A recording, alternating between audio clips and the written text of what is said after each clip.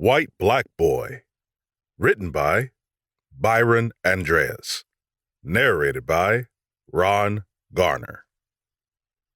White Black Boy is a memoir about a multiracial person developing a positive racial identity after many years of bullying, racial harassment, prejudice for being in an LGBTQ family, and struggling with self-esteem issues. Part of what made this character's struggle particularly harsh is because of the negative depiction of African Americans in the media and lack of representation of African Americans in public schools, especially in history books and literary classes, which is a serious issue of diversity that we still struggle with today in the United States. While this book talks about racism, it has a character that struggles with racism and eventually overcomes. Any racial language, foul language, misogynist language, anti-LGBTQ language is supposed to articulate the ignorance of some people and some social attitudes of the late 90s and 2000s, where a bulk of this book takes place. The point of this book is to talk about ignorance to spark change, the same way books like James Baldwin's Another Country and If Beale Street Could Talk has the same effect. Prejudice is a very serious issue in this society, and this book is to combat those problems.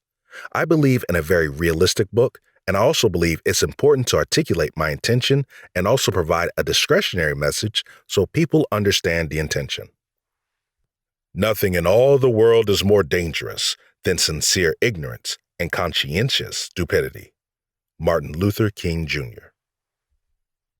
Chapter 1. Knife. "I gotta shit. You gotta come with me because of the buddy system," Derek said. I followed him to the park bathroom. Derek looked like most of the other teens there, tall like a grown man, muscles like he pumped iron every day, and wore sagging jeans. I was the shortest kid, and only skinny kid there. Nobody was talking to me, maybe because I was the only one who wasn't there the year before. It was cool that Derek noticed me because I was sick of being the lonely kid. A few teens jumped in front of us, and Derek joined their group. Water grenades pelted me. It felt like frozen kicks to the balls, stomach, and face. They all pointed and laughed. I felt violated that they ruined my clothes. Why were they so mean? I had never been around this many black kids before. They were as vicious as the camp counselors in Albany, and there were already 3 fights today. Was it in the nature of their race? "Byron?" Dier, one of the camp counselors, called out as he rushed over. The teens scrammed and watched us from a graffiti-covered basketball court. I lost all respect for Dier the first time I saw him that morning. He looked like a stereotype. He wore a white do-rag and red cargo shorts sagging around his waist, had ugly tattoos all over his brown arms, had one lit Newport cigarette on an ear, and smelled like he had never heard of a toothbrush. He stood in front of me. "What happened?" I looked like I was going to cry. "One," Dier started. Did I deserve to get bullied? Maybe this was karma because I graduated PS6 last month and was the biggest bully there. I kicked apart a Chinese dragon that a kindergarten class hung outside their classroom. When the principal invited students to have pepperoni pizza with her weekly, I would leave immediately after eating a bulk of it. I accidentally kicked Bradley in the balls during a soccer game and laughed my ass off while Mrs. Lawrence elaborated on how it wasn't funny. On the playground and in gym class, in every sport and game we played, I would do WWF moves on people. I pissed on the bathroom ceilings, hoping it would drip down on everyone all day. Many times, Grandma Madeline said, "Jesus has a way of getting you back," and it was happening now. 2. Dier kept counting. PS6 had very few blacks, so was this how they really were? I thought so because black kids misbehave on every TV show and were always getting arrested on the news. 3. "Okay, you're sitting out a basketball tomorrow." Dier walked away. Derek and his friends were all making faces at me, and then they started playing basketball. I felt an anger I had never felt before because they violated me, and Dier didn't care. I brushed it off because it started to downpour. I wouldn't have to tell Bruce and Alan what happened, knowing how they overreacted towards everything. I didn't realize then that saying nothing made me an easy target for the next 2 months there. There's a prison yard mentality at Wagner Middle School and the Wagner Summer Program. Matt told me how some kids wanted to start a fight with him his first day at Wagner. So Matt slapped them as hard as he could on their chest, and nobody ever fucked with him again. Bruce always told us to walk away or tell a teacher, but it never solved anything. Bruce and Alan never taught us to fight back or stand up for ourselves, and I once told Matt that they're raising us to be girls. It would be justifiable to hurt my bullies, but do I really want to get arrested? Do I want to live with the regret of hurting someone for the rest of my life? All those bullies started with me on the first day, and they have not fucked off. Andre started a fight with me a month into the summer program while he was having baseball practice. He swung at the ball and missed. "You suck more at baseball than your grandma does on my 10-foot dick," I shouted. All the kids on the green bleachers with me laughed their asses off. Being the funny kid lessens the bullying. These people were never going to respect me being my quiet, smart self, so why not be an ignorant black thug just like everyone else? "Byron, I told you to shut up," Solomon called out. He was the umpire that day. Andre glared at me before resuming. He swung his bat and missed again. "You shouldn't look down like when you're licking guys' assholes," I taunted.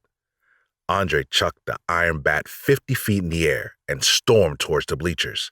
The kids cleared a path as he neared me at the top, keeping their wise-ass smirks on us.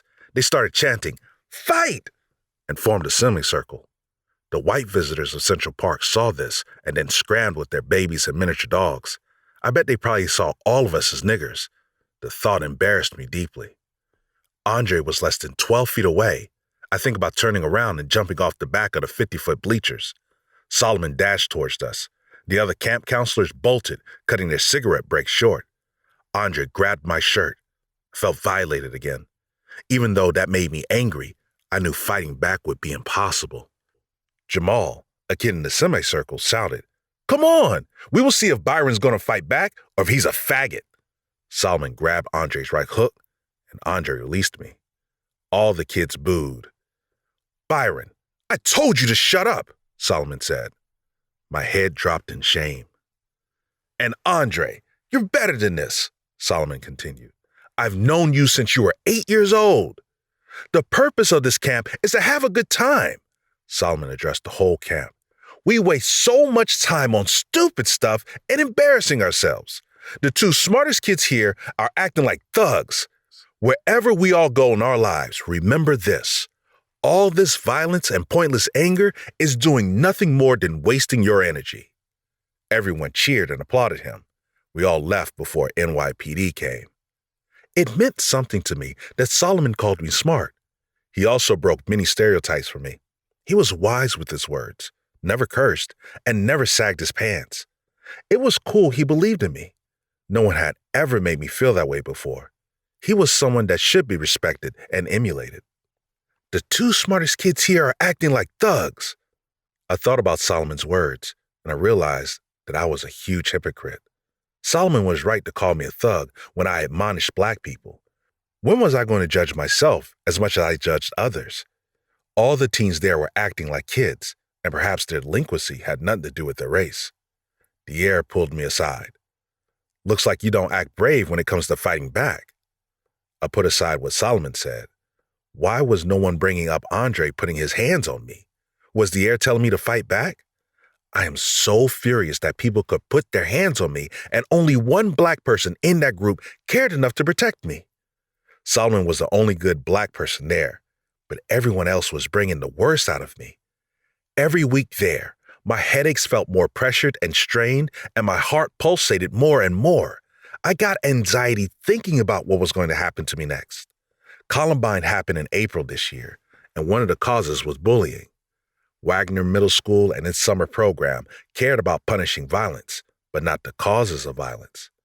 What would the Columbine shooter say to me right now? After Mrs. Erica told us what was happening the day of the Columbine shooting, there were some kids in PS6 who saw the shooters as heroes for standing up to their bullies. Yesterday, Alan picked out my clothes before he left in the morning, so I ended up in short shorts and ridiculously tall socks. I told him that guys were supposed to wear shorts that go to their shins, but he always responded with, "You're being ridiculous," and "Please stop wearing pants to camp. They're not summer clothes." What I didn't tell him was that people were saying that I looked like a faggot. Derek put my backpack on top of the rusted red YMCA lockers. Many black hands tried pulling off my briefs. It was a cardinal sin to wear briefs and not boxers. Nate looked around, making sure a camp counselor didn't come in.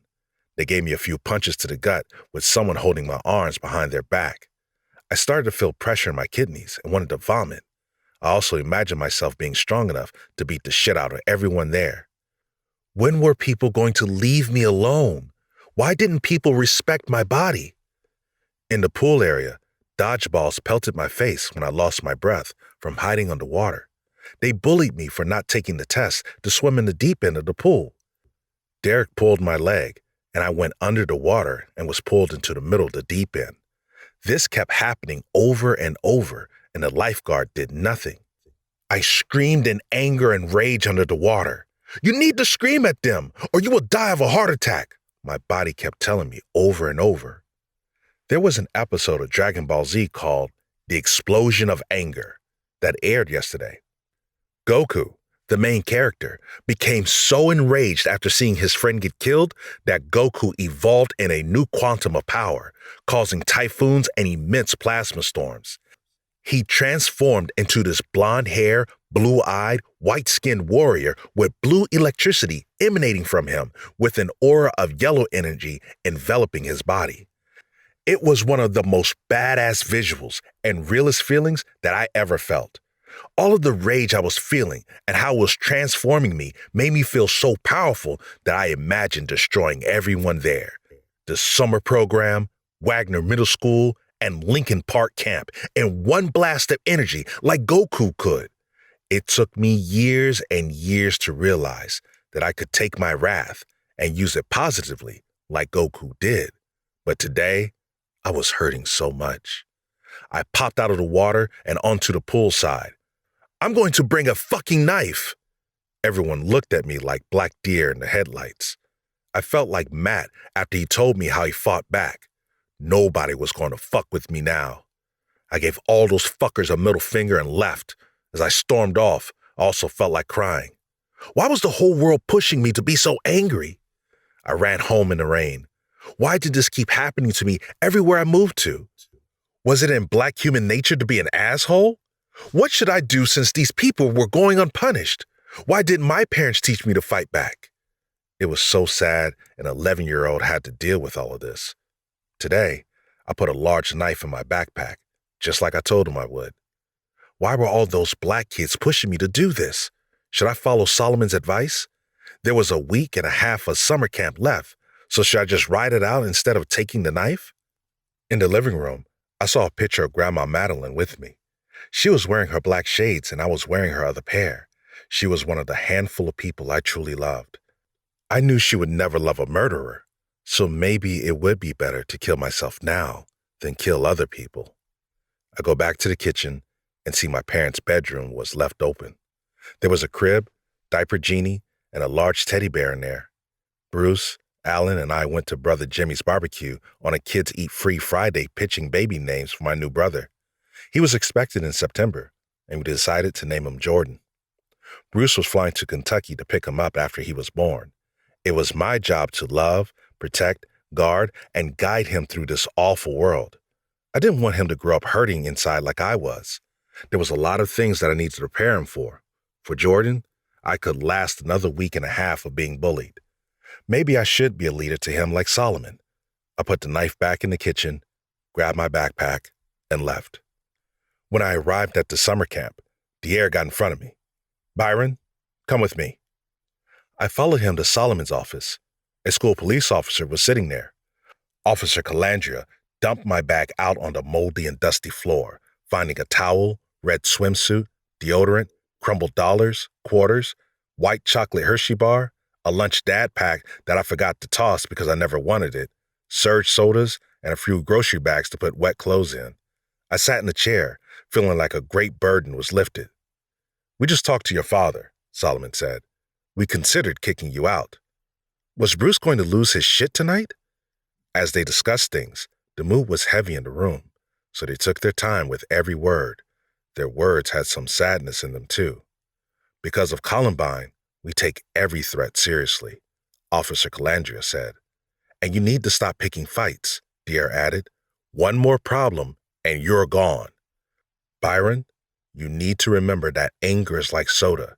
If you shake it a bunch of times, it doesn't matter how strong you are. All of that pressure is going to burst, Solomon said. You need to tell an adult when someone is messing with you. I'm going to tell everyone that no one is going to mess with anyone anymore. I looked up as we all left. Everyone who bullied me, plus other kids, had watched the whole meeting in the basement office by looking down a fractured storm drain. They all scrambled like monkeys when they noticed me. That angered me so much that I chose not to take Solomon's advice, because them watching all of us reinforced that only I was in trouble. I also felt superior and different than all of them because they were only strong in numbers and were just cowards. I could take their abuse.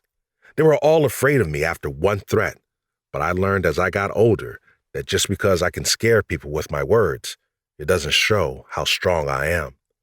When I got home, after spending 10 minutes in the hallway outside of the apartment, knowing I may get screamed at, Bruce told me to sit at the dining room table with him. Tell me what happened today. He sounded somber, as if he were crying or going to cry. I never remembered him acting that way before. I told him about what happened at the pool in Solomon's office. Why didn't you tell me? Bruce asked. Boys aren't supposed to talk about their problems. Do you know how asinine that sounds? You could have gotten arrested or expelled before the school year starts.